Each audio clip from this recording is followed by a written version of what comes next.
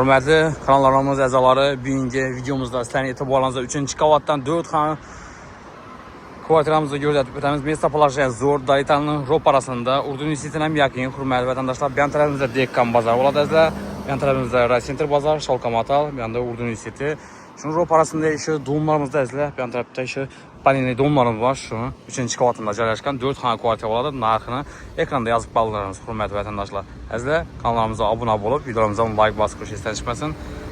Yerlərdə biləsizlər qaz, sudan muamması yox. Hörmətli vətəndaşlar, marşrutlar 13-28 marşrutlara ötürtdü. Həm Mira Ungaylı şəhərimizin mərkəzində yerləşən əcayib bir çıraylı mestada yerləşən şimdi 4 xana kvartir etibarlı havalar qılıb ötəriz əzlə.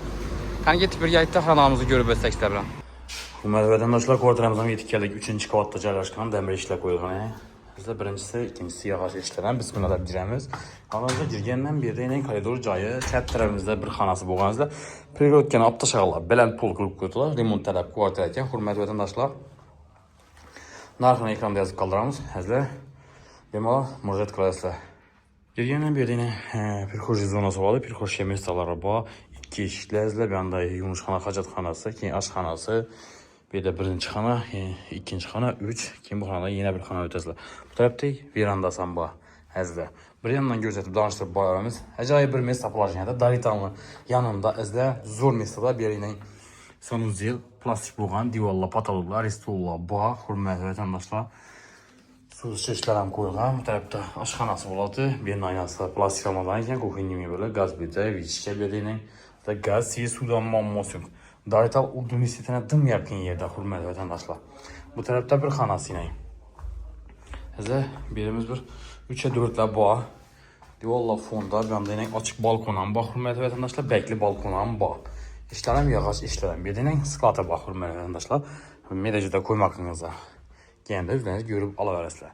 Hörmətli vətəndaşlar, bu tərəfdə spalnisi həzə birimiz bu 270'e 560 kətlərlikdə boladı. Aynalar yağ qaçanlardan fonda. Diyorlar bu tərəfdə yine həzlə 560 kətlərlikdə zal qismi boladı. Həzlə bu 4-cü xanası. Yanında yine 2'ye 3'lük veranda qismi. Dəmir kat yolları bu ilə hörmətli vətəndaşlar. Aynaları birindeki plastik ramlarından. Həzlə xanamızın narxını ekranda yazıb qaldıramız. Həzlə bir müraciət qalırsa bətəfsil məlumat üçün ekrandan oyunlarımızı qaldıramız. Kanallarımıza abunə olub, videolarımıza like basıb keçsən çıxmasın. Hörmətli vətəndaşlar, kanallarımızı Orientini açıb göstərik. Ürgən şəhərimizin mərkəzində əzlə Darital Urdu Universitetinə yaxın yerdə Panini Domunun 3-cü qavatında 4 xana kvartiranı etibarınıza havalar qılıb ötdükünə görüb, gözətib əzlə oxuşlara yaxın, marşrutlardan muamması yox. Əzlə Şumbala tərəfdən çıxsanız, əzlə Karat Kafe tərəfdən çıxsanız 5-7 ötədir.